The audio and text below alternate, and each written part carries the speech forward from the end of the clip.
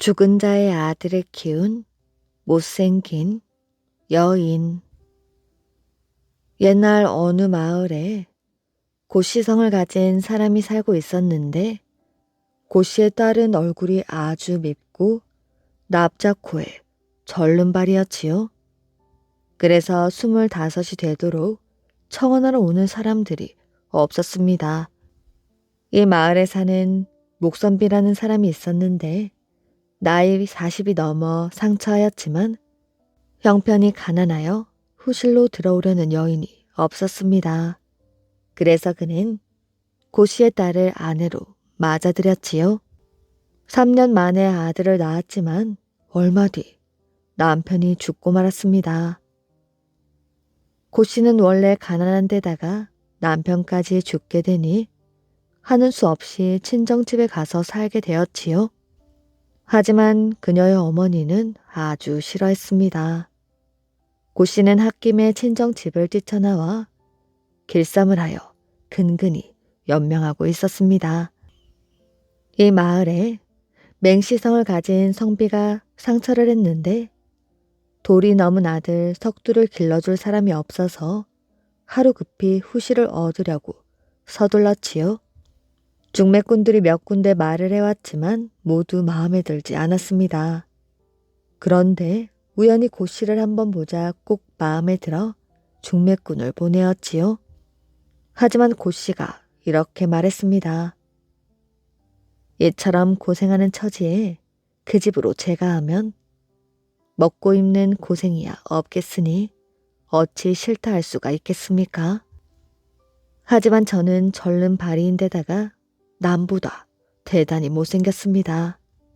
자신있게 말할 수 있는 것은 덕성뿐이지요. 이제 또 다른 남자를 섬기면 덕성마저 잃게 되겠으니 그분께서는 저에게 무엇을 취하겠습니까? 하며 거절하는 것이었습니다. 이 말을 들은 맹선비는 고씨의 현숙함에 감탄을 하고 더욱 사모하게 되었지요.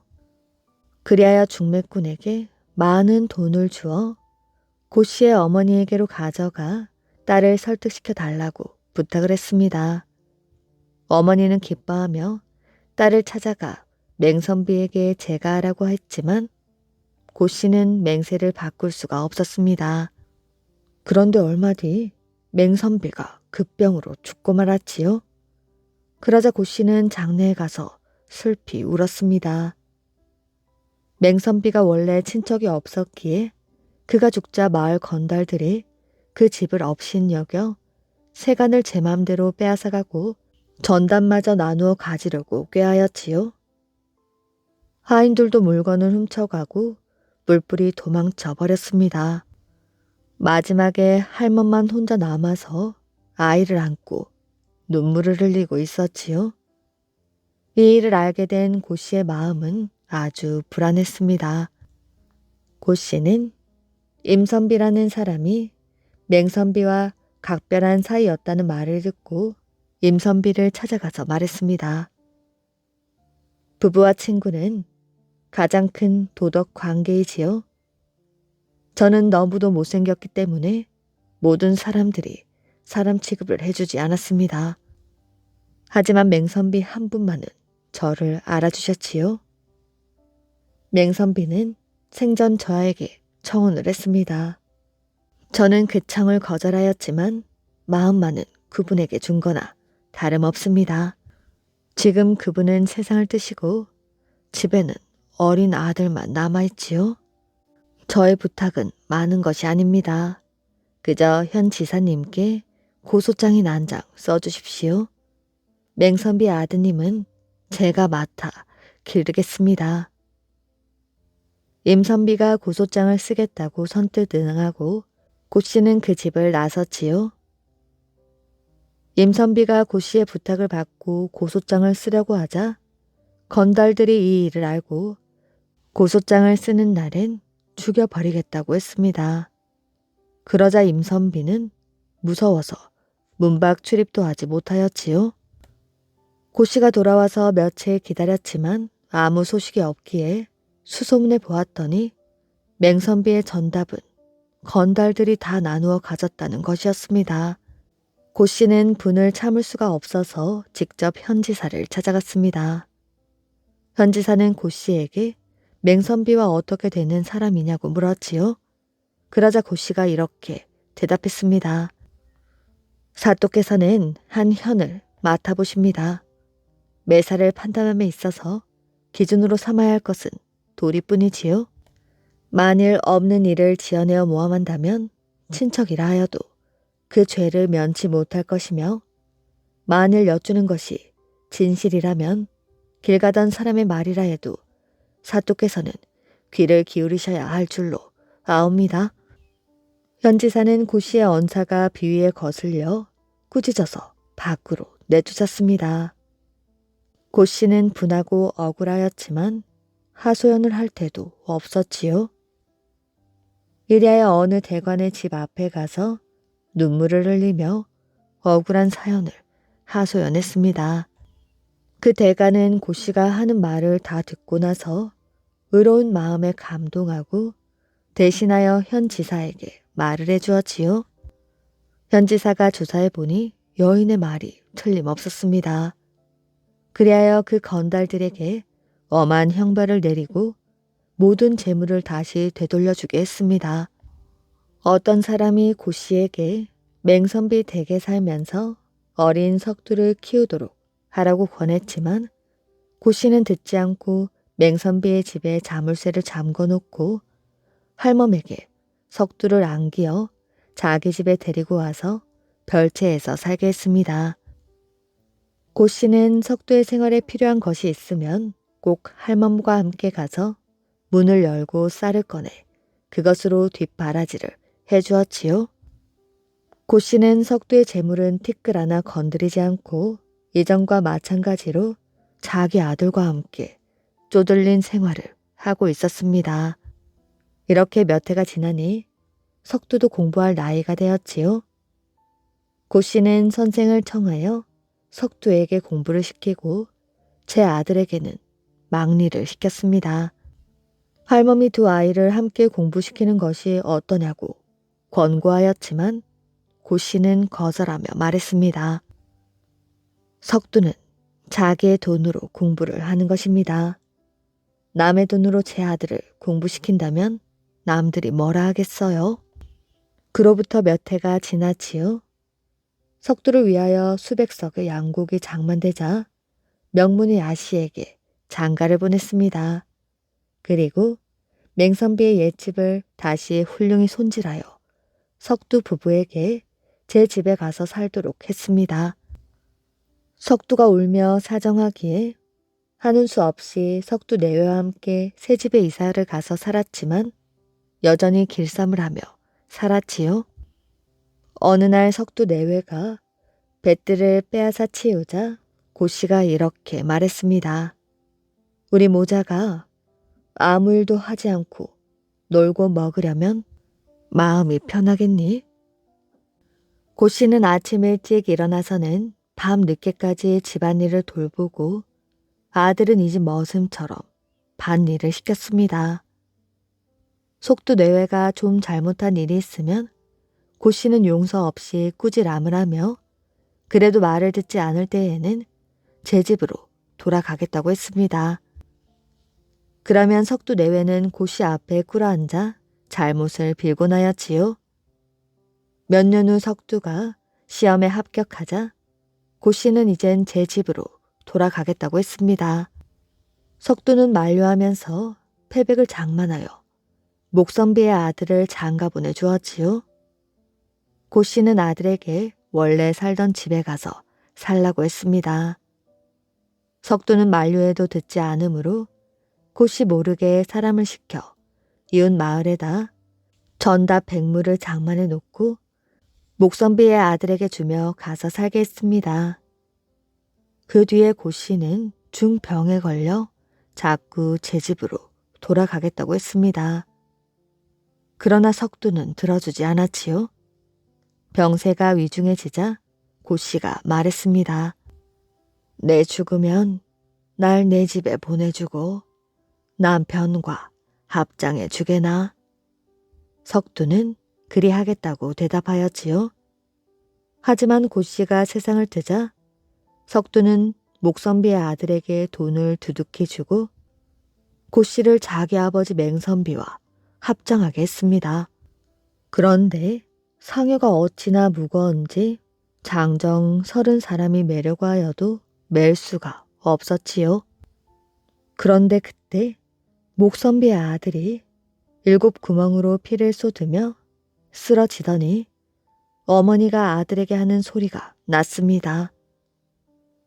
이 불추한 놈 같으니 네 어미를 파는 것이야? 석두는 겁이 나서 상녀 앞에 엎드려 빌었지요. 그러자 목선비의 아들도 다시 회복되기 시작했습니다. 그래서 석두는 고 씨를 목선비와 합장해 주었다고 합니다. 술 독에 빠져 사는 화가. 옛날에 술을 아주 좋아하는 화가 장승업이 있었습니다. 그는 50평생을 거의 매일과 같이 술 속에 파묻혀 지내다가 술 속에 거꾸러져 간 사람이었지요. 한때 고종 황제의 눈에 띄어 좋은 그림을 그려 바치기만 하면 출세의 길이 눈앞에 있었건만 그는 그것을 포기한 사람이었으니 예술가에겐 벼슬이 필요하지 않다는 그의 인생관 때문이었습니다. 그는 어렸을 적 양친을 잃고 고아가 되어 유랑하는 신세가 되었습니다. 20살이 될 때까지 떠돌다가 나이 20이 되자 서울에 와서 어디엔가 정착을 하려고 애를 쓰고 있었습니다. 마침 수표구 근방에 이응언이라는 사람이 있었는데 독서와 그림으로 세월을 보내고 있었지요. 그는 동지라는 직함을 갖고 있었기에 이웃 사람들은 그를 이 동지라고 불렀습니다. 이 동지는 우연한 기회에 장승업을 만나게 되었지요. 그는 사람 보는 안목이 있었으므로 처음으로 장승업을 본 순간 그의 뛰어난 생김새에 반하지 않을 수가 없었습니다. 장승업은 이동지의 집 식구가 되었지요. 나이 20이 되도록 글 한자도 배우지 못했던 장승업은 이동지의 집 일저일을 보살피면서 그의 아들이 글 배우는 것을 어깨 너머로 구경을 하면서 그를 깨우치게 되었습니다. 그리하여 그는 글에 점점 더 열중하게 되었고 글자도 제법 쓸 줄 알게 되었지요. 이때 이동지는 상당히 부유한 집안의 사람으로서 서와 골동을 수집하였습니다. 그의 집에는 상당한 양의 고대 중국 서화와 골동이 비장되어 있었지요. 한번 그의 그림들을 보고 난 장승업은 가슴에 뜨거운 불길이 일었습니다. 그는 붓을 들어 그림을 한번 그려보기로 하였지요. 한 번도 잡아보지 못한 화필이었지만 그것은 스스로 움직이는 것처럼 유연히 미끄러졌습니다. 그의 그림이 대가의 것을 능가할 만하였지요. 첫 솜씨가 그러했던 것이었습니다. 그는 천재 화가였던 것이었지요. 어느 날 주인 이동지가 장승업이 그린 그림을 발견하고 물었습니다. 이것이 네가 그린 그림이냐? 예, 그렇습니다. 언제부터 그림을 배운 것이야? 그림을 배운 적은 없습니다. 한번 그려보고 싶어 붓을 놀렸더니 그렇게 되었습니다. 천재 화가로구나. 이제부터 뜻을 그림에 두고 열심히 공부하거라. 지필묵 등 화구는 내가 마련해주마. 그때부터 장승업은 매일같이 그림만 그렸습니다.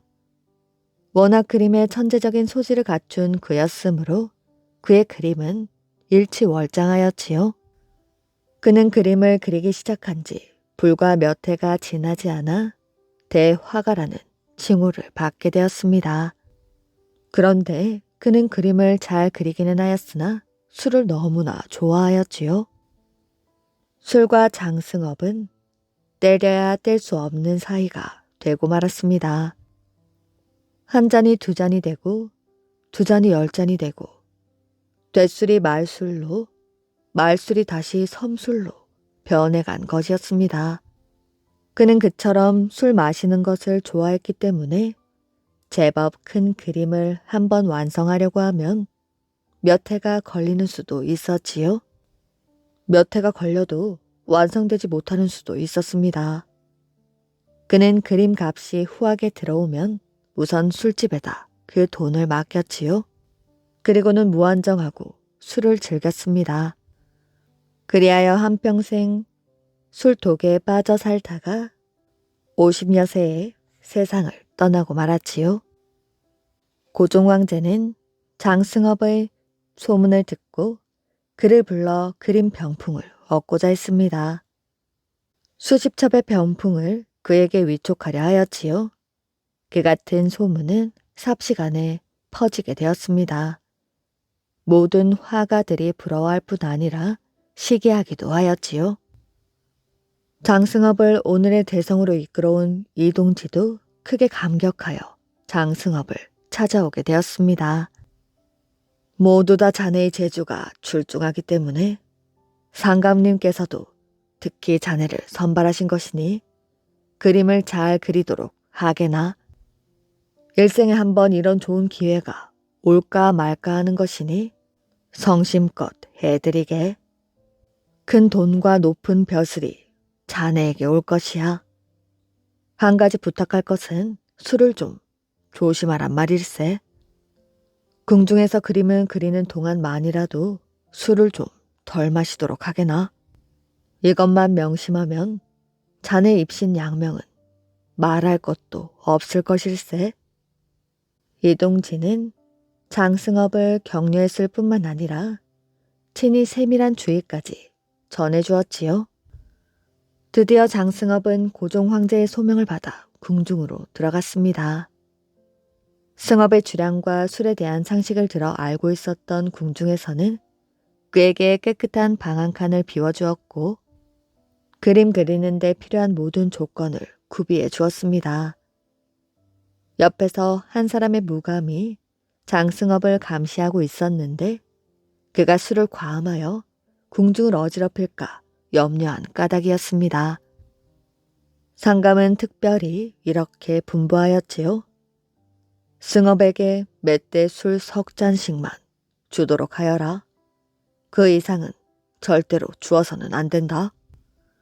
하루 이틀 시간이 지나는 동안 장승업은 술이 먹고 싶어 죽을 지경이었습니다. 그는 더 이상 참을 수가 없게 되었지요. 그는 궁중에서 도망치고 싶다는 생각이 치솟았습니다. 그날 밤 그는 감시하는 별감을 살살 꿰어 궁 밖으로 도망치고 말았습니다. 그는 으슥한 술집에 들어가 며칠 동안 먹지 못하던 술을 마음껏 마셨지요.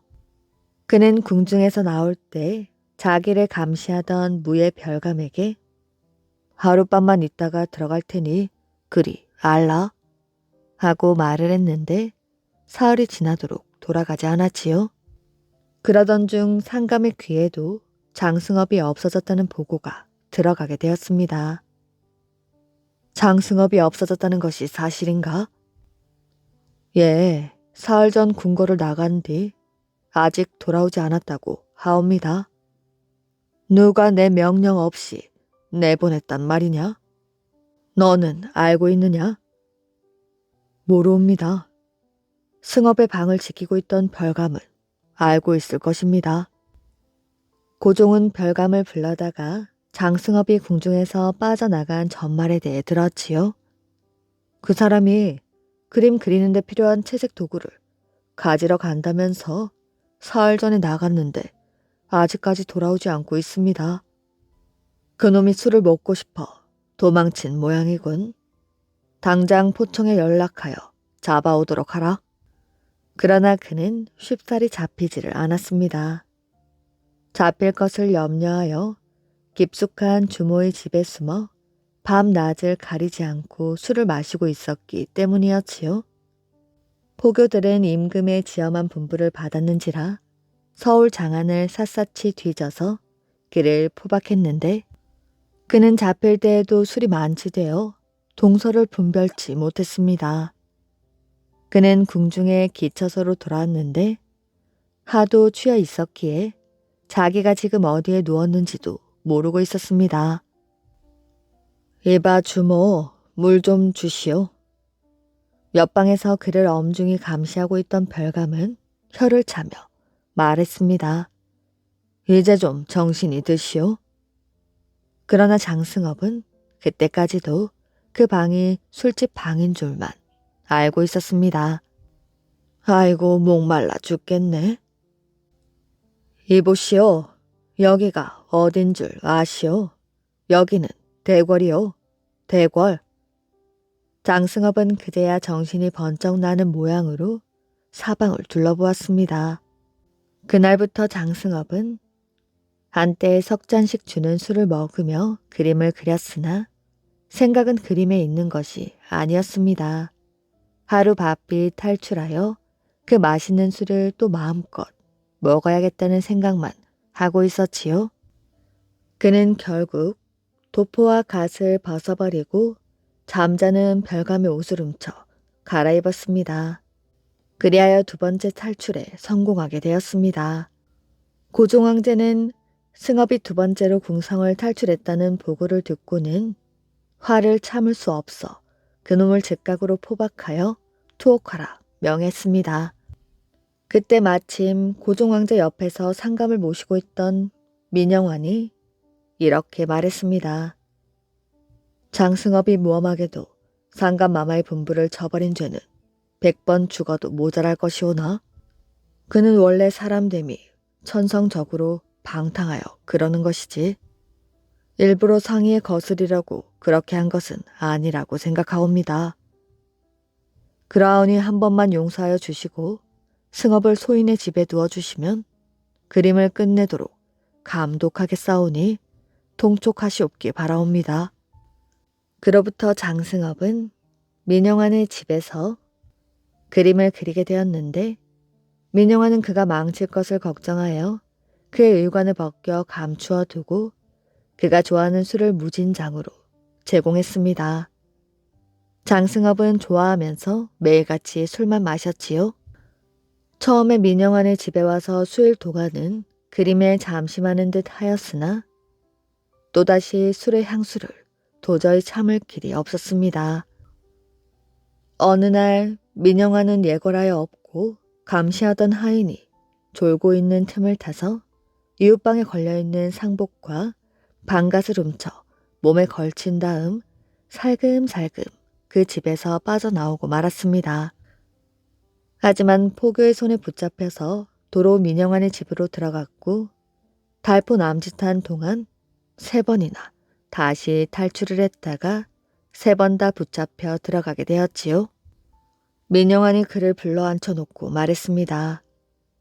매일 그리 술만 마셔서야 사람을 무엇에 쓴단 말인가? 앞으로 절주하여 좋은 그림을 그리도록 하게. 상감님의 뜻에 맞는 그림을 그리기만 하면 돈과 벼슬이 한꺼번에 굴러들 텐데 정신을 좀 차리게나. 소인은 돈도 벼슬도 부귀 영화도 싫습니다. 그저 한 세상 술 타령이나 하다가 갔으면 하는 것이 소인의 평생 소원이지요. 자네의 뜻은 잘 알겠네만 장가도 가지 않고 늙을 작정인가? 장가는 가서 무엇하겠습니까? 그럭저럭 한 세상 살다 가겠습니다. 하지만 상감께 바칠 그림은 꼭 그려야 하네. 하지만 그는 끝끝내 고종황제께 보내는 큰 병풍을 완성시키지 못했다고 합니다. 그는 55세의 일기로 짧은 한평생을 마쳤지요. 마의 태자. 신라 경순왕은 허수아비 임금과 다를 것이 없었습니다. 견훤은 서라벌을 지키던 신라 병사들을 모조리 포로로 삼았고 병기와 병기를 만드는 기술자들까지 붙잡아갔습니다. 후백제 군사들이 곡식을 불태우고 신라 백성들을 괴롭히는 것도 지켜볼 수밖에 없었지요. 경순왕은 이름뿐인 왕에 불과했습니다. 후백제 견훤은 믿을 수 없는 사람이요. 살기 위해서는 고려의 구원을 청하는 길뿐이요. 경순왕은 왕건에게 은밀하게 도움을 청하였지요. 왕건이 군사를 이끌고 서라벌로 들어왔습니다. 경순왕은 왕건을 맞이하며 말하였지요. 나라는 점점 환란에 빠지고 견훤은 제멋대로 횡포를 저지르니 분하고 원통할 뿐입니다. 이런 때에 고려와 신라가 동맹을 맺어 견훤으로부터 나라를 지켜낼 수만 있다면 얼마나 다행인 일이겠습니까? 왕건은 서라벌에서 수십 일을 머물다가 다시 고려로 돌아갔습니다. 고려 군사가 서라벌에 머무는 동안 백성들은 규율이 엄격하고 반듯한 왕건의 군사들을 보며 몹시 기뻐하였지요. 후 백제와 고려의 싸움이 더욱 치열해지고 점점 고려 쪽으로 승세가 기울기 시작하자 백성들은 너나 할 것 없이 한 목소리로 말했습니다. 신라가 견훤에게 망하느니 차라리 왕공께 보살핌을 받는 것이 나을 것이요. 경순왕은 결심을 굳혀야 했습니다. 땅과 군사와 함께 고려에 항복하는 영주들이 늘어나면서 신라 영토는 점점 줄어들었고 남은 영토를 지킬 군사들조차 없었지요. 신라는 이미 기울었소이다. 더 이상 버티느니 차라리 고려에 항복할까 하오. 경들의 생각은 어떻소? 경순왕은 침통한 목소리로 신하들에게 말했습니다. 신하들은 두 편으로 나뉘어 목소리를 높였습니다. 이때 우왕좌왕하는 신하들을 밀치고 태자가 나서서 말하였지요. 나라의 흥망은 하늘에 달려 있습니다. 중신들과 함께 백성들의 마음을 보살피고 수습하여 나라를 굳게 지키다가 힘이 다하여 망한다면 어쩔 수 없는 일이나 어찌하여 천년사직을 하루아침에 남에게 내어줄 수가 있겠습니까? 너의 뜻은 모르는 것은 아니다. 그러나 이제 와서 무너진 신라가 다시 강해지기를 바라는 것은 헛된 꿈이야. 죄 없는 백성들만 헛되이 죽을 뿐이다. 내가 임금이라고는 하나 아무런 힘도 없으니 신라를 고려에 맡겨 백성들을 살리는 것이 옳다. 마침내 결단을 내린 경순왕은 사신에게 항복 문서를 주어 고려로 보내었지요. 폐하, 소자는 결코 항복하지 않겠습니다. 서라벌을 떠나서 마지막까지 신라의 백성으로 살겠습니다. 태자는 눈물을 흘리며 경순왕에게 하직 인사를 하고 금강산을 향해 정처 없이 떠났지요. 금강산으로 들어간 태자는 그곳에서 바위를 지붕으로 삼고 삼배옷을 입고 풀뿌리를 캐어 먹다가 세상을 떠나고 말았습니다. 세상 사람들은 그의 죽음을 슬퍼하며 마이 태자라 불렀다고 합니다. 사신이 떠난 지 얼마 뒤 고려에서 항복을 받아들이고 경순왕을 맞이하겠다는 뜻을 전해왔지요. 경순왕은 서라벌을 떠나 송악으로 향했습니다.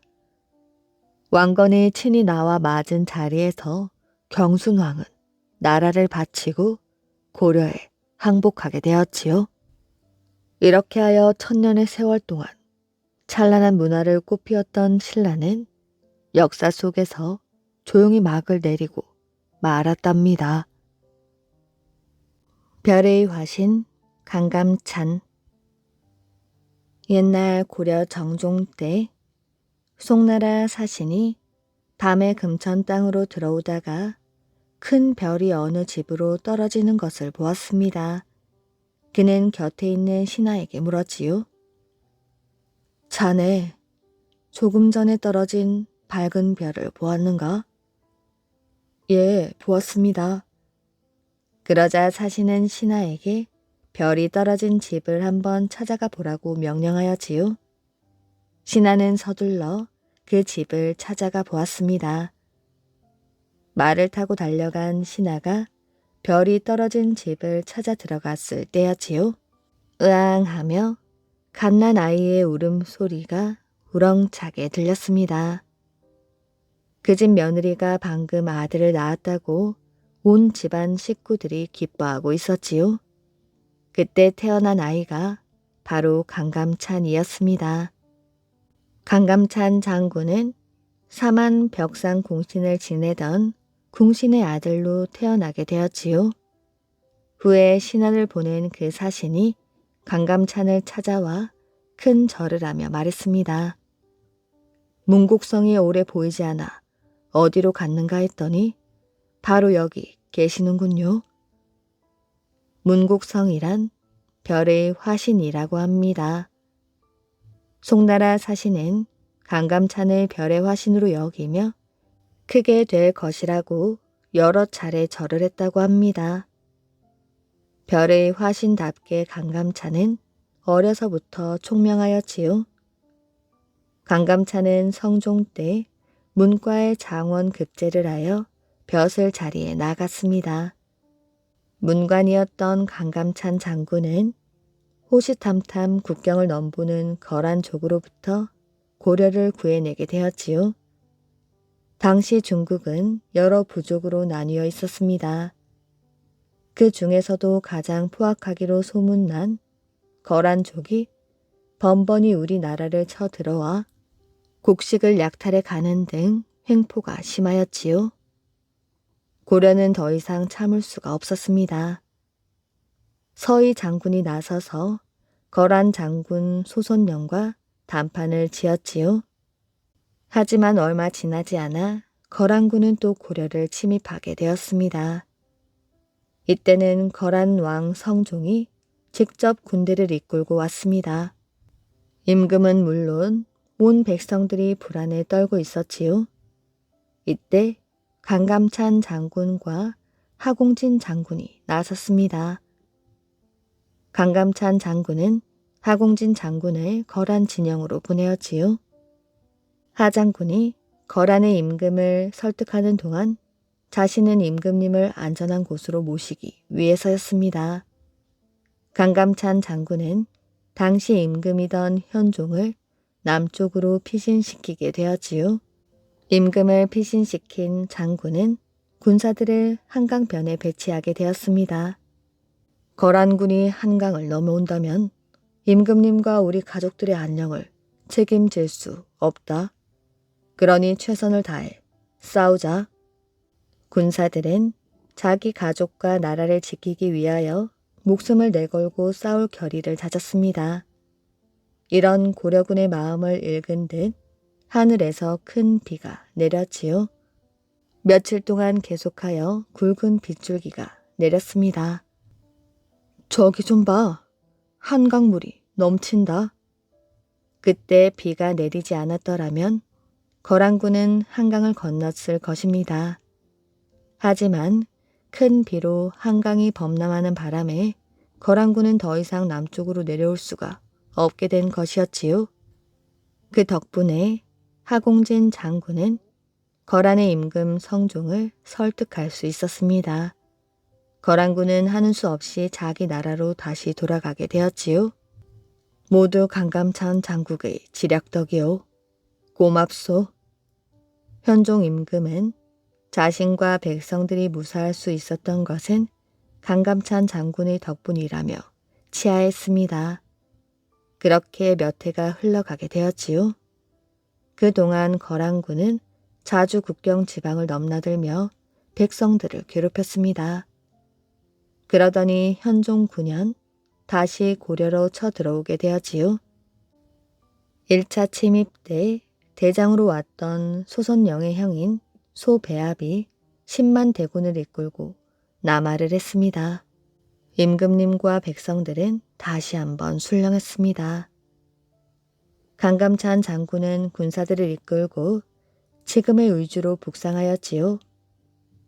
장군은 물 밀듯 쳐들어오는 거란군의 보급로를 차단하여 적들을 혼란에 빠뜨렸습니다. 특히 강감찬 장군이 소배합이 이끄는 거란의 10만 대군을 귀주에서 크게 무찌른 싸움인 귀주 대첩에서의 승리는 우리 민족에게 잊을 수 없는 것이었습니다. 그 후로 거란군은 더 이상 고려를 넘보지 못하였지요. 임금님은 강감찬 장군의 공로를 높이사 안국공신이라는 칭호를 내려주었다고 합니다. 도깨비가 변한 돌. 전라도 곡성 땅에는 섬진강 물줄기인 순자강이 흐릅니다. 이 순자강 근처에 있는 마을에 마천목이라는 소년이 살고 있었습니다. 마천목은 부모님을 극진히 모시는 효자였지요. 그는 날마다 강가로 나가 물고기를 잡았습니다. 아버지가 물고기 요리를 좋아하기 때문이었지요. 그물을 던져 물고기를 한꺼번에 잡고 싶어. 하지만 강물이 깊고 물살이 세서 물에 들어가면 위험할 거야. 어느 날 마천목은 한나절을 앉아 낚시질을 했지만 겨우 붕어 몇 마리를 낚았을 뿐이었습니다. 큰 잉어를 잡고 싶은데 아무리 기다려도 안 걸리네. 이제 집으로 돌아가야겠다. 마천목은 낚싯대를 챙겨 들고 강가를 떠났습니다. 집에 가려면 고개를 넘어가야 하였지요. 마천목은 고개를 넘다가 길에서 이상한 돌을 주웠습니다. 어른 주먹만한데 파란 빛이 나는 돌이었지요. 이상한 돌이네. 집에 가져가야지. 마천목은 돌을 주머니에 넣고 집으로 돌아왔습니다. 저녁을 먹고 밤이 되었지요. 마천목은 이불을 덮고 누워 잠이 들었습니다. 얼마나 잤을까요? 마천목은 와글와글 떠드는 소리에 잠이 깼습니다. 마천목은 방 문을 열고 밖을 내다보았지요. 그랬더니 마당에서 많은 사람들이 모여 왁자지껄 떠들고 있는 게 아니겠어요? 우리 동네 사람들은 아니고 모두 처음 보는 사람들이네. 그런데 왜 우리 집에 찾아와서 소란을 피우는 것이지?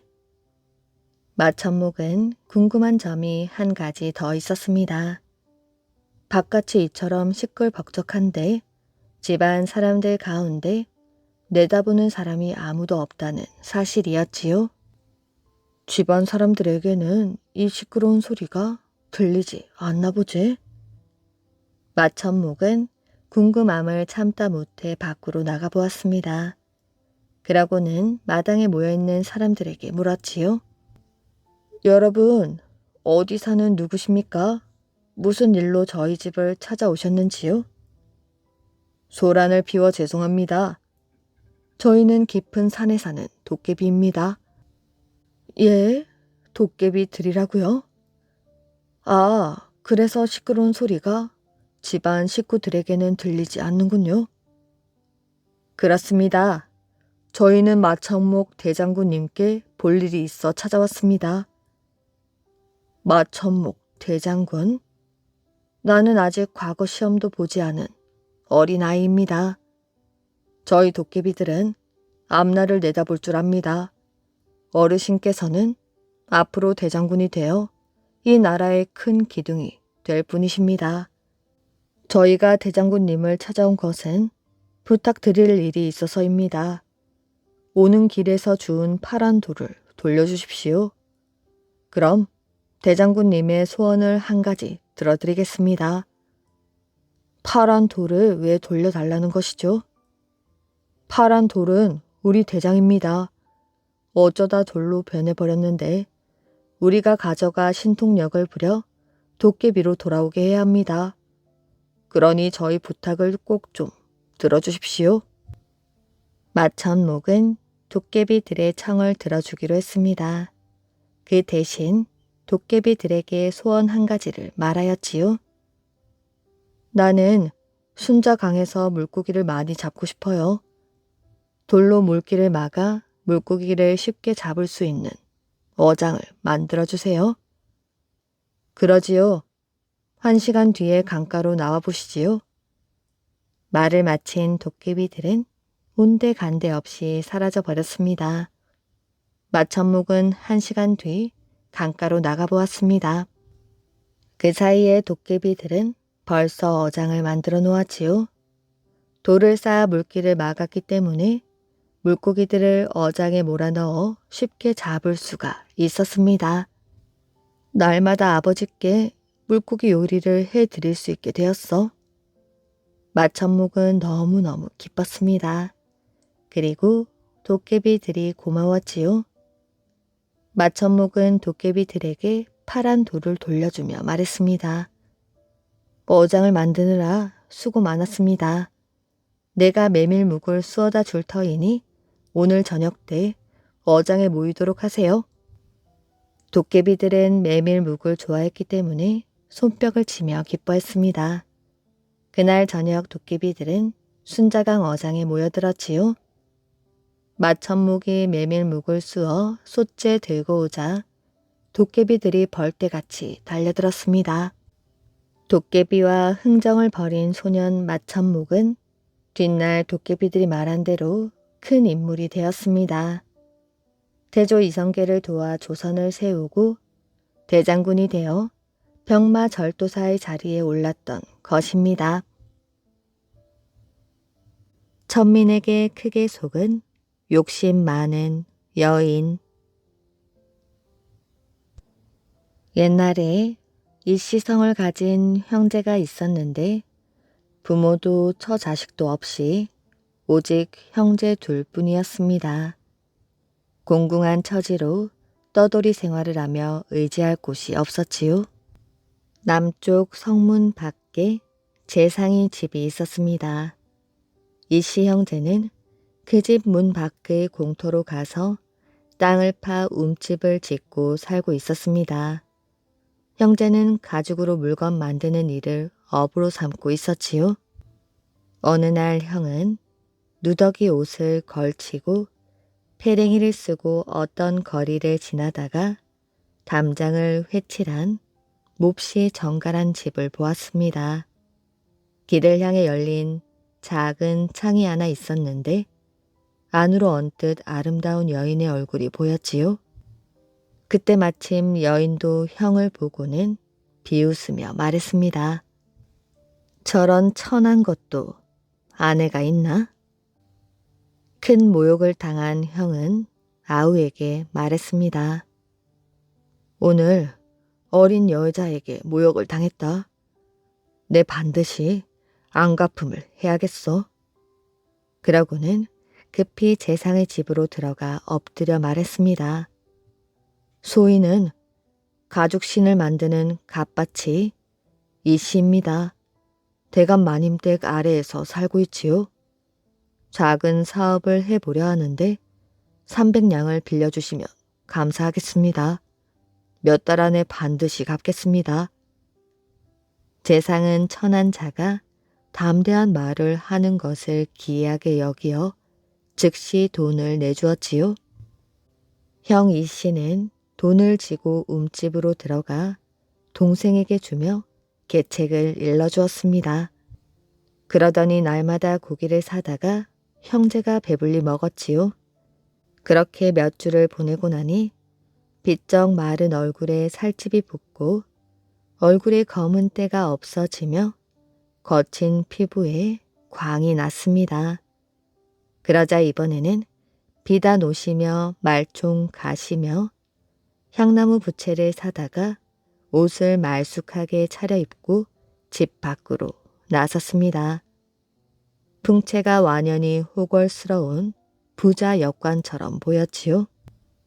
해가 저물 무렵 여인이 사는 동네로 함께 들어가 작은 창을 보고 말했습니다. 여기가 바로 거기야. 즉시 주막으로 들어가 허리띠를 풀고 기분 좋게 마신 뒤 일부러 그 집 문 앞을 지나가며 아우에게 미리 길 건너편에 가 있다가 문 앞에서 마주치는 것처럼 하게 했습니다. 작은 창에는 벌써 엿보는 여인이 있었지요. 바로 형을 비웃던 그 여인이었습니다. 여인은 원래 부유한 역관의 외동딸로 재산이 많아 주막을 열어놓고 여종들로 하여금 손님을 끌어오게 하고 있었습니다. 여인은 두 손님이 마주서서 이야기를 나누는 모습을 보았지요.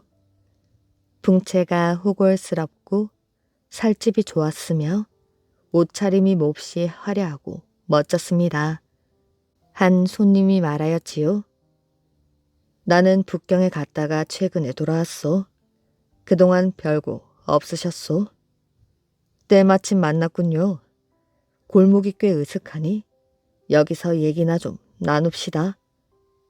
금은 보화가 얼마니 비단이 얼마니 하면서 서로 대화를 나누는데 이야기가 몹시 그럴듯했습니다. 여인은 저들이 부자 역관이라 생각하여 마음이 저들에게로 향해 있었지요. 이윽고 손님이 가방에서 돈을 꺼내더니 술을 시켰지요. 여인은 최고급 술을 가져다 여종에게 내가게 하고는 다시 두 손님을 엿보며 그들의 이야기를 엿들었습니다. 손님들이 하는 말을 들어보니 아무개 재상이 나와 친하다느니 아무개 장군이 무슨 부탁을 하더라느니 하는 것이었습니다. 얼마 뒤 날이 벌써 저물고 있었지요. 손님 하나가 몹시 취하여 자리에 쓰러져 누웠습니다. 다른 손님이 데리고 나가려 했지만 너무 취하여 일으킬 수가 없었습니다. 손님은 근심스레 혼잣말을 하였지요. 날이 저물었는데 어쩌지? 잠깐 머뭇거리더니 주막의 여종을 불러 말했습니다.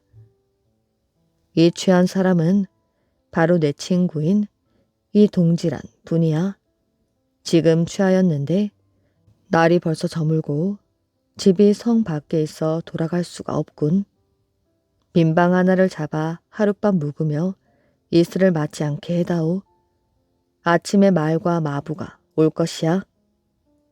가방에서 돈을 꺼내 여종에게 주며 말했습니다. 따뜻하게 주무시도록 해라. 병이 나면 안 될 것이야. 손님은 그리 말하고 떠났습니다. 여인은 손님 하나가 묵게 되자 몹시 기뻐하며 급히 여종들을 불러 말하였지요. 손님이 취해 여기 계신데 누추한 방에 묵게 했다가 병이라도 나면 큰일이지. 안채가 깨끗하고 따뜻하니 손님을 부축하여 안으로 모시는 게 좋겠어. 여종들이 손님을 부축하여 안채에 눕혔습니다. 여인은 조심조심 손님의 옷과 띠를 풀고 목침을 베우고 비단 이불을 덮어준 뒤 그 곁에 앉아 술이 깨기를 기다렸지만 손님은 깨어나지 않았습니다. 밤이 깊자 여인 역시 잠이 들었지요. 새벽에 손님이 일어나더니 깜짝 놀라 말했습니다. 여기는 네 집인가? 내가 왜 여기 있는 거지? 여인은 따뜻한 말투로 어제 취했던 일을 말해주고는 해장술과 과일을 올려주었습니다. 손님이 일어나 떠나려 하자 여인이 말하였지요. 제 집엔 기둥 서방이 없으니 제 마음을 거절하지 말아주십시오. 여인이 계속해서 부탁하자 손님은 마지못해 그 말에 따라 다시 앉았습니다. 그때 문 밖에서 말 울음소리가 들렸지요. 여인이 밖을 내다보니 건장한 말과 건장한 하인이 늠름하게 다가와 여종을 부르고 있었습니다. 나는 최정동 이동지댁 사람이다. 여인이 급히 다가가서 따스한 말로 머물러 달라고 하자 손님은 또 마지못해 그 말에 따르며 하인에게 말했습니다. 내가 오라고 할 때 다시 오거라. 하인은 즉시 떠났지요. 여인은 몹시 기뻐 술과 음식을 차려내며 오직 손님의 마음을 얻지 못할까 걱정했습니다. 밤에는 손님을 모시고 잠자리를 함께 하였지요. 아침이 되자 건장한 구실아치가 와서 말하였지요. 병조판서 아무개 나리께서 급히 쓸 곳이 있다며 은 몇 냥을 빌릴 수 있겠냐 하십니다. 손님은 즉시 가방에서 열쇠를 꺼내주며 말하였지요. 이걸 우리 집에 갖다 주고 금고에 있는 은을 필요한 만큼 가져가게. 여인이 곁에 있다 말했습니다. 꼭 나리의 돈을 쓰실 것이 있나요? 그 정도 은은 제게도 있답니다. 손님이 웃으며 말했습니다. 네가 무슨 은이 있다는 게냐? 여인은 즉시 은을 가져왔지요. 최상급의 은이었습니다. 이것이면 그런 대로 쓸 수 있겠구나.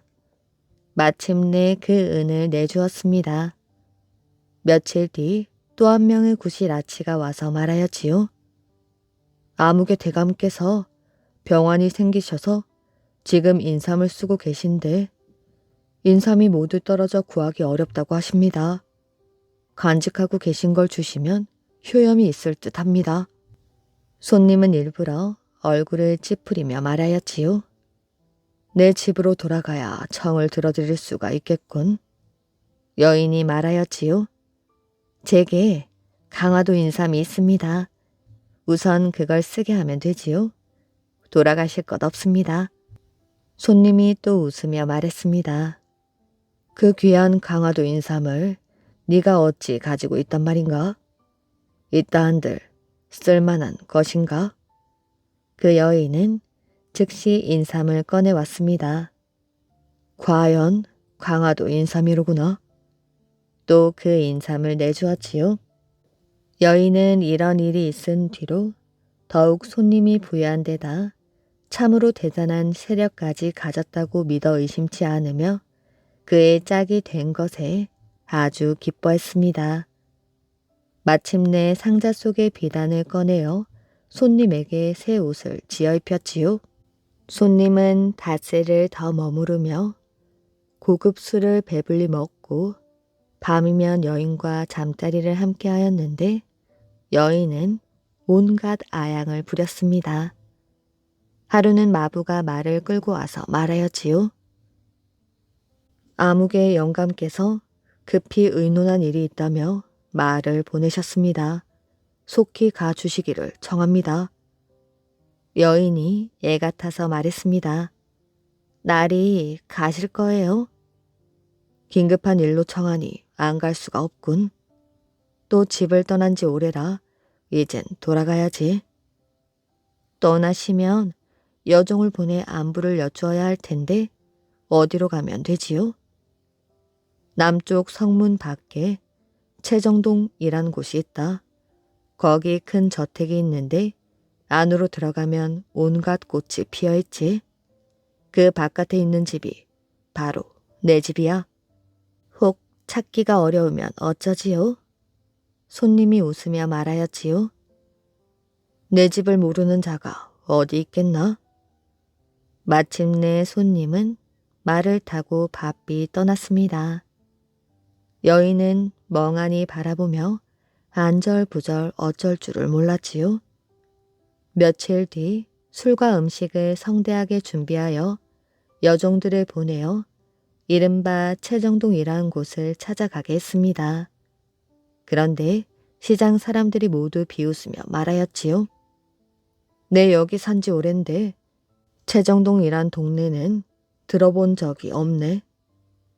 여종이 돌아와 말했습니다. 채정동을 못 찾았습니다. 여인이 혀를 차며 말하였지요. 너희들이 잘 못 찾은 게지. 그 댁을 모르는 이가 어디 있다고 못 찾았단 말이냐? 다음 날 옷을 화려하게 차려입고는 직접 여종들을 데리고 도성 남쪽으로 가보았습니다. 채정동이란 곳을 찾으며 숨을 헐떡이고 땀을 뻘뻘 흘리며 오르락 내리락 두루 돌아다녔지만 끝내 찾을 수가 없었습니다. 날이 저물어 문득 저 멀리 큰 길을 향해 대문이 난 거대한 저택이 보였지요.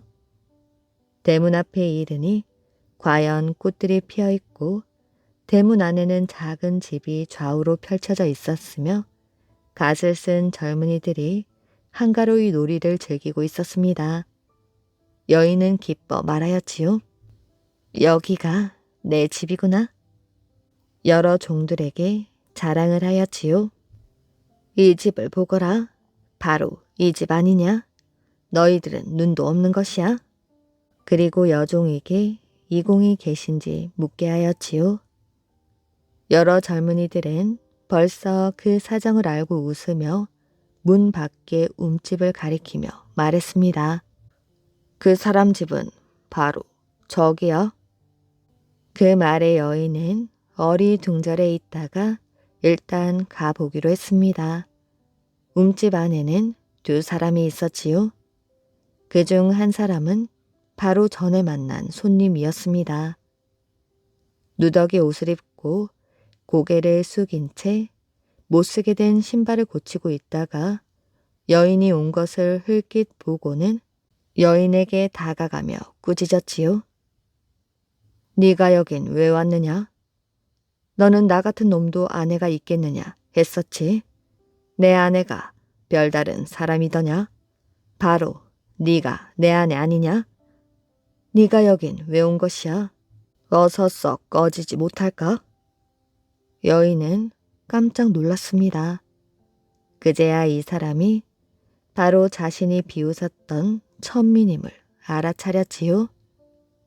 여인은 몹시 후회하는 한편 분해하더니 돌아온 즉시 병이 들어 시름시름 앓다 죽고 말았다고 합니다. 손님은 이씨 성을 가진 가죽신을 만드는 갑바치이고 또 다른 손님은 그 아우이며 구실아치와 하인과 마부는 모두 돈을 주고 고용한 자들이었습니다. 형제는 계략을 꾸며 여인이 가진 은과 인삼을 빼앗아서 이것으로 재상에게 빌린 돈을 갚았지요. 이야기 재미있게 잘 들으셨나요? 오늘의 이야기는 여기까지입니다. 오늘도 이야기를 들어주셔서 정말 감사합니다. 오늘도 편안한 밤 되시길 바랍니다.